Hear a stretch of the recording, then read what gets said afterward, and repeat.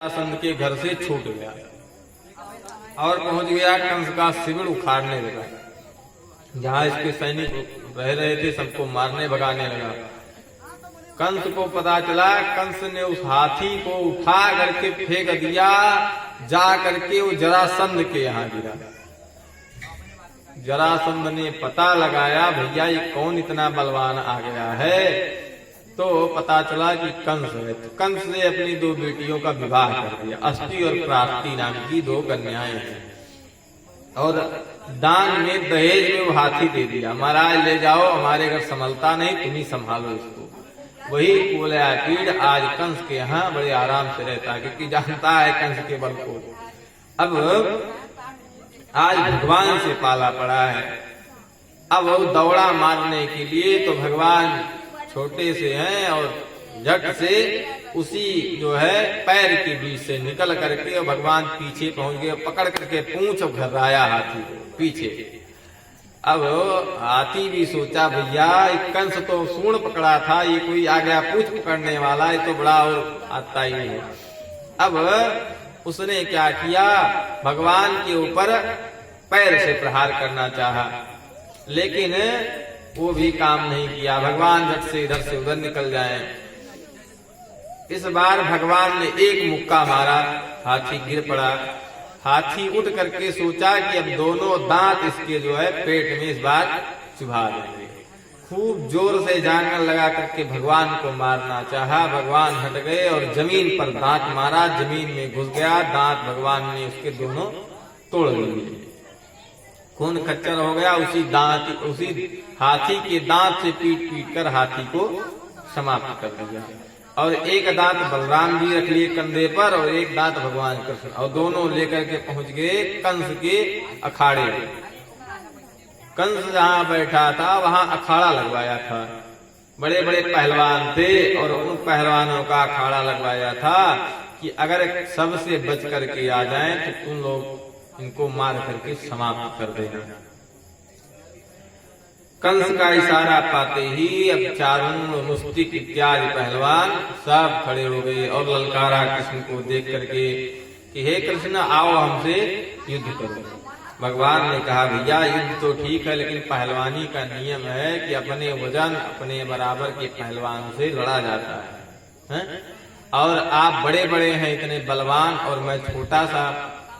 अब चाणूर मुस्तिक कहने लगा कि हमने सुना है आप बड़े बड़े योद्धाओं को पछाड़ देते हैं, तो आप छोटे हैं देखने में लेकिन बलवान बहुत हैं, इसलिए हमसे युद्ध करो। भगवान ने कहा ठीक है, जैसी आपकी इच्छा। क्या था, चाणूर मुस्तिक से कृष्ण बलराम लड़ने लगे और देखते ही देखते इनको पछाड़ने लगे। भगवान कंस का इशारा मिला, सारे पहलवान जितने पहलवान वहां थे, कंस ने कहा क्या देख रहे हो, सब मिल करके इसको मार करके समाप्त कर दो। बस क्या था भैया, भगवान यही सोच रहे थे कि कुछ गड़बड़ करें लोग तभी इनको मारे।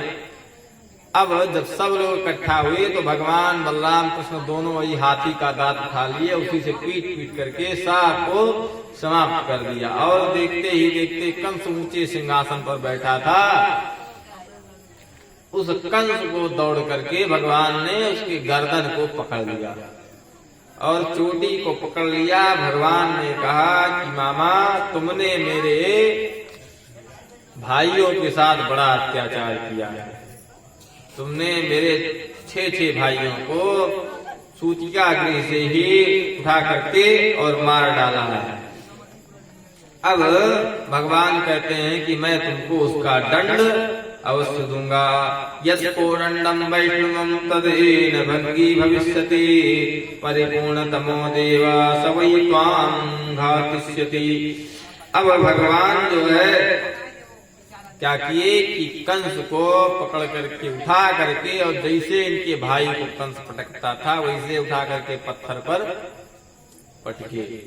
भगवान नीचे पटके, कंस नीचे गिरा, लेकिन प्राण ऊपर उड़ गए। बोलिए कंस मर्दन भगवान की। अब कंस के प्राण पखेरु उड़ गए। महाराज भगवान ने क्या किया कि भगवान गए और पहले तो अपने नाना को, यानी जरा जो कंस के पिताजी हैं सूरसेन, उनको कारागार से निकाला। उसके बाद जो है अपने माता पिता को कारागार से निकाल करके जाकर के भगवान मिले, सबको मुक्त कराया। माता को पकड़ करके रोने लगे भगवान। माँ भी खूब रोई कि कृष्ण इतना बड़ा हो गया, 12 साल का बच्चा हो गया, लेकिन अभी तक जो है भगवान से इनकी मुलाकात नहीं हुई।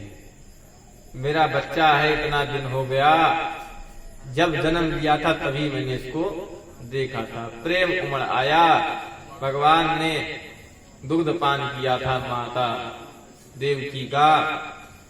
देवकी कहने लगी मैं सुनी कि तू भगवान है, मेरा एक ही इच्छा है कि अगर तू भगवान है तो मेरे उन 6 पुत्रों को एक बार तू फिर से दर्शन करा दे। भगवान की लीला, भगवान ने यमराज को आदेश दिया। यमराज ला करके भगवान के 6 पुत्रों को पहुंचा गए। छोटे छोटे 6 बालक भगवान के भाई। अब कृष्ण जिस दूध को पिए थे उसी दूध को पिए जब ये लोग, तो माता अपनी स्तनपान कराए, उससे भगवान के ही धाम को चले गए, क्योंकि भगवान का जूठा स्तनपान किया। भगवान की कृपा हुई। अब भगवान ने राज सिंहासन पर फिर से जो है अपने नाना सूरसेन को बैठा दिया।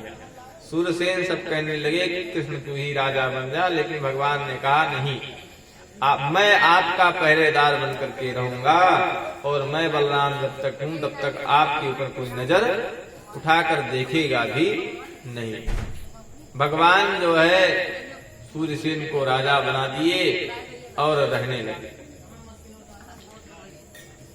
अब वसुदेव जी ने सोचा बालक बड़ा हो गया है तो इसको भेजना चाहिए कहाँ पढ़ने के लिए, गुरुकुल, क्योंकि भैया माता पिता का कर्तव्य है अपने बच्चों को अच्छी शिक्षा, अच्छे संस्कार देना। अब इस प्रकार जो है सोच करके और भेज दिया कि जाओ गुरुकुल। कहाँ भेजा? सांदीपनी ऋषि के आश्रम में। बोले वृंदावन बिहारी लाल की। अब सांदीपनी ऋषि के यहाँ गुरुकुल चलता है, और उस गुरुकुल में बहुत सारे विद्यार्थी पढ़ते हैं। संदीपनी मुनि हैं, उनके यहाँ पढ़ने भगवान गए उज्जैन नगरी में। निःशुल्क गुरुकुल चलता है, कोई पैसा नहीं, बच्चे सब रहते हैं जाकर के। कोई राजा का बेटा है तो कोई भिखारी का, किसी से कोई भेदभाव नहीं है, सब लोग एक साथ गुरुकुल में पढ़ते थे। लेकिन बीच में जो है कुछ लोगों ने ऐसा अफवाह उड़ा दिया, ऐसा धर्म को तोड़ने के लिए ऐसा ऐसा कार्य किया है कि महाराज कहना ही क्या है। निषाद राज जो थे वो तो कौन थे? निषाद राज छोटी जाति के थे, और भगवान राम जी के साथ गुरुकुल में पढ़े थे कि नहीं। अब कुछ लोग कहे कि ब्राह्मणों ने इनके ऊपर अत्याचार किया, शूद्रों को पढ़ने का अधिकार नहीं दिया। भैया ये सब केवल अफवाह है और कुछ है नहीं। भगवान के साथ सब कोई और सबको पढ़ने का अधिकार था, सबको शिक्षा दीक्षा का ग्रहण करने का अधिकार था, कोई किसी से बैर भाव नहीं रखता था। पहले बीच के समय में जब आक्रांता लोग आए भारत में तो उन्होंने ही सब अत्याचार किया, और उसके बाद हमारे परिवार को तोड़ने का कार्य किया कि फूट डालो और राज करो। अगर 4 भाई इकट्ठा होकर के रहेंगे तो कोई उनके ऊपर दृष्टि नहीं डाल सकता, और चारों अलग अलग हैं तो कोई भी उनको परास्त कर सकता है। इस प्रकार की योजना बनाकर इन लोगों ने हमारे चारों भाइयों को, ब्राह्मण क्षत्रिय वैश्य को अलग अलग तोड़ दिया। कहते हैं एक गुरु के कई शिष्य थे, सब आपस में झगड़ा करते थे। एक दिन गुरु जी ने गट्ठर लकड़ी मंगाई और उस गट्ठर को दिया, कहा बांध दिया, कहा भैया इसको तोड़ो, किसी से ना टूटे। फिर एक एक लकड़ी निकाल के दी, सबने तोड़ दिया। तो कहा संगे कल इवो शक्ति, कि संग में ही शक्ति है। अगर आप संग में रहेंगे तो कोई आपके ऊपर गलत दृष्टि नहीं डालेगा। प्यारे, अब किसी से कोई भेदभाव नहीं रखता था पहले, सबका बराबर हकता, बराबर अधिकार था शास्त्रों में।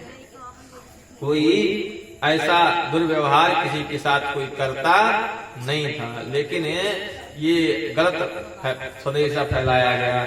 भगवान के साथ सुदामा जी पढ़ने गए, गरीब ब्राह्मण है सुदामा, और भगवान राजा के बेटे हैं। साथ में भगवान ने 64 दिन में 64 प्रकार की विद्याएं ग्रहण सीख ली। जितनी 64 दुनिया संसार में जितनी विद्या है वो 64 ही है। 64 में ही जितने प्रकार के काम काज आते हैं वो सब उसी में है। कोई कलाकारी हो, कोई कार्य हो, सब भगवान करना जानते हैं। अब भगवान जो है क्या किए कि 64 दिन में 64 विद्याएं सीख ली। गुरु से विदा मांगने लगे, गुरु जी हमको विदा कीजिए। देखिए, सुदामा जी यहीं पर भगवान के मित्र बने और सुदामा जी ने भगवान की दरिद्रता ग्रहण की। वो जो दरिद्रता सुदामा जी को मिली वो भगवान के हिस्से में भी आ रही थी, लेकिन भगवान से उसे छीन करके स्वयं खा गए। जो चना खाए थे उसमें श्राप था कि जो इस चने को खाएगा वो दरिद्र हो जाएगा। अब दो मित्र हैं, एक दरिद्र होगा एक धनी होगा, तो एक दूसरे की मदद कर सकता है, लेकिन अगर दोनों दरिद्र हो जाए तो मदद कौन करेगा। तो इस हिसाब से सुदामा ने सोचा कि मेरे मित्र को कष्ट न हो, स्वयं उस चने को खा गए। और महाराज भगवान ने भी क्या किया कि तीनों लोक का राज सुदामा जी को भेंट में दे दिया। तो ऐसे मित्र होते हैं। मित्रता की मिसाल देनी है तो कृष्ण और सुदामा की ही दी जाती है, क्योंकि सुदामा ने कृष्ण के लिए दरिद्रता स्वीकार की, कई साल तक दरिद्रता का भोग भोगा। तो भगवान के पास जब गए तो भगवान ने तीनों त्रिलोक का सुख दे दिया कि मित्र ले जाओ, ये तीनों त्रिलोक का राज है, तुम भोगो। महाराज ऐसी मित्रता होनी चाहिए। अब जब भगवान जाने को उद्धृत हुए कि अब अपने घर लौट करके जाएं गुरुकुल से, तो गुरु माता रोने लगी। गुरु जी से कहा, गुरु जी अब हम जाने वाले हैं, पिताजी ने कहा है कुछ दक्षिणा दे करके गुरु जी को तब आना, क्योंकि गुरु से शिक्षा सीखने के बाद उसको कुछ गुरु दक्षिणा देनी चाहिए। अब गुरु जी ने मना कर दिया, भैया मेरे यहाँ कोई दक्षिणा नहीं है, मैं कुछ लेता नहीं, तुम्हारी इच्छा। गुरु माता से जाकर के पूछ लो। गुरु माता से विदा लेने आए, गुरु माता रोने लगी। भगवान पूछे, मैया रो क्यों रही हो, कुछ तो बताओ। मैया ने कहा कि कन्हैया तुम जब से आए थे तब से मैं अपने पुत्र को भूल गई थी। अगर मेरा पुत्र आज जिंदा होता तो तुम्हारे जैसे होता। भगवान ने कहा, क्या आपके भी कोई पुत्र था? मैया कहती कि हाँ, तुम उन्हें लाकर दे सकते हो तो दक्षिणा में मुझे मेरा पुत्र दे दो। देखिए, जो जैसा हो उससे वैसा चीज भी मांगना चाहिए। जानती है कि समर्थ है, भगवान है, कुछ भी कर सकते हैं।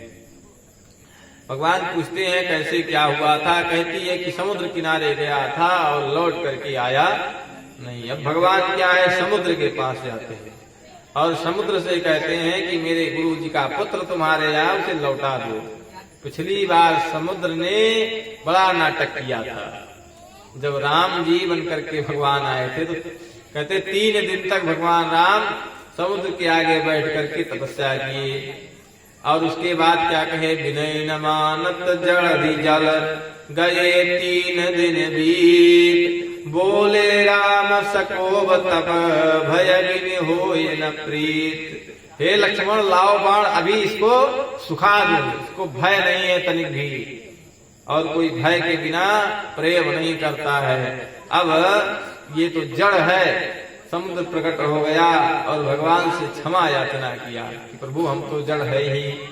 और समुद्र ही कहा कि शूद्र गवार ढोल पशु नारी सकल ताड़ना की अधिकारी।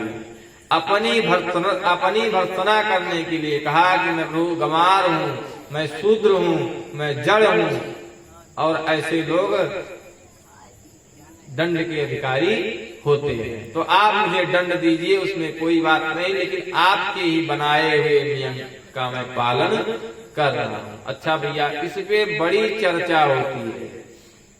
इस चौपाई पर आजकल बहुत भयानक राजनीति भी हुई है। हाँ, राजनीति हुई। अब शूद्र केवल एक जाति ही नहीं है, शूद्र एक जो कोई छोटा काम करे उसे शूद्र कहते हैं, क्षुद्र कहते हैं। ठीक है कि भैया बहुत क्षुद्र बुद्धि है कि नहीं। अब जो छोटा कार्य करे उसे शूद्र कहते हैं। और गमार भैया ऐसे मानते नहीं है। गमार हो, वज्र गमार देहाती हो तो कहना तुम्हारा कुछ सुनने वाला नहीं है।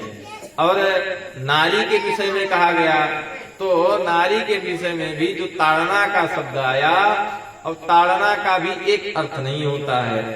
जब से ये राजनीति हुआ तब से तो इसका और व्याख्या हुआ है। जैसे बदायूं इत्यादि जिले में चले जाइए तो कहते हैं तुम्हें ताड़े हैं भैया, हम तुम्हें ताड़ी थे तुझैया हमरे ही आई वो एक दिन बताई है। तो ताड़े मतलब कि हम तुम्हें देखे हैं। ठीक है। और पति का कर्तव्य है कि अपने पत्नी के ऊपर निगाह रखे, और पत्नी का कर्तव्य अपने पति के ऊपर। विवाह होता है तो जब सार वचन होता है तो कहा जाता है कि आज के बाद हम पर पुरुष को नहीं देखेंगे। पत्नी कहती है कि हम दूसरे किसी के बारे में कुछ सोचेंगे नहीं, किसी पुरुष के साथ कोई हंसी मजाक भेदभाव नहीं करेंगे, मतलब हम अपने पति को ही सर्वस्व मानेंगे। और पति भी कहता है मैं किसी स्त्री के साथ कुछ करूंगा नहीं। तो पति और पत्नी का धर्म होता है। अब इस प्रकार जो है अपने धर्म का पालन करना भी उतारना हो गया। और ढोल को ताड़ना मतलब कसना भी होता है। ढोल कसा ना जाए तो आवाज नहीं आएगी है? और आवाज आएगी तो उसको पीटना पड़ेगा तभी आवाज आएगी, है कि नहीं। उस पे थाप तो देना ही पड़ेगा। और गमार को अगर दंड नहीं देंगे तो समझेगा है। इस प्रकार जो है इस चौपाई का अर्थ। तो समुद्र पिछली बार जो है भगवान के साथ खूब किया था, इस बार समुद्र समझ गया था कि भगवान ये राम नहीं है, ये कृष्ण है। अब इनके साथ छेड़खानी अच्छा नहीं। तुरंत बाहर आया और कहा प्रभु ऐसा है मेरे अंदर एक राक्षस है शंखासुर, मैं तो नहीं जानता, अगर वह लेकर आया हो तो आप उसी से मिल लीजिए। भगवान क्या किए, शंखासुर को बुलाया। शंखासुर आया, खूब विशालकाय रूप में प्रकट हुआ और भगवान शंखासुर को मार करके समाप्त कर दिए। और पांचजन्य नाम था उस शंख का, भगवान ने उस शंख को ग्रहण किया। बोले पांचजन्य भगवान की। अब भगवान उसी शंख को हाथ में रखते हैं और वही शंख भगवान बजाते हैं। पांचजन्यम ऋषिकेशम देवदत्तम धनंजय। गीता में आता है भगवान के शंख का नाम पांचजन्य है, अर्जुन के शंख का नाम देवदत्त है। भगवान उसी शंख को लेकर गए और पहुंच गए यमराज को। शंख बजाया, यमराज दौड़े दौड़े भागे भागे आए। भगवान की सेवा किया, पूछा प्रभु किस लिए यहाँ आना हुआ। भगवान से यमराज पूछते हैं। भगवान ने कहा मेरे गुरु का पुत्र आया है आपके यहाँ। अब यमराज ने देखा कौन आया, कब आया, कैसे आया, पोथी खोली गई, छानबीन हुआ, पुत्र मिला। भगवान ने कहा इसे हमें दे दो। यमराज ने कहा प्रभु इसके कर्म। भगवान ने कहा जब मैं कह रहा हूं तो कौन कर्म है? वैसे तो प्यारे कर्म क्षीण नहीं होते हैं। 60 वर्ष सहस्त्राणी कहते हैं 60 वर्ष तांचा। अगर कितने भी आप जो कर्म करेंगे वो क्षीण नहीं होते, वो कभी न कभी उसका फल आपको थोड़ा बहुत मिलेगा ही।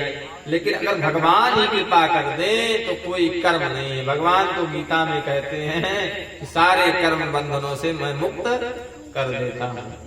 तो इसलिए चाहिए कि भैया गुरु बना करके वैष्णव मंत्र की दीक्षा लिया जाए और भगवान गीता और भगवान का शरण लिया जाए, भगवान का भजन किया जाए तो भगवान उनको मुक्त कर देते हैं कर्म के बंधन से।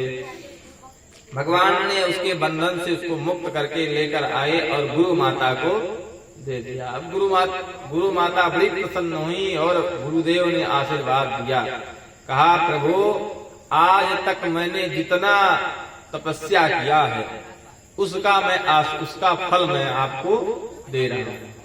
आप सारे विद्याएं आपके अंदर समाहित हो जाएंगी और आपको किसी भी विद्या में कोई परास्त कर नहीं सकता।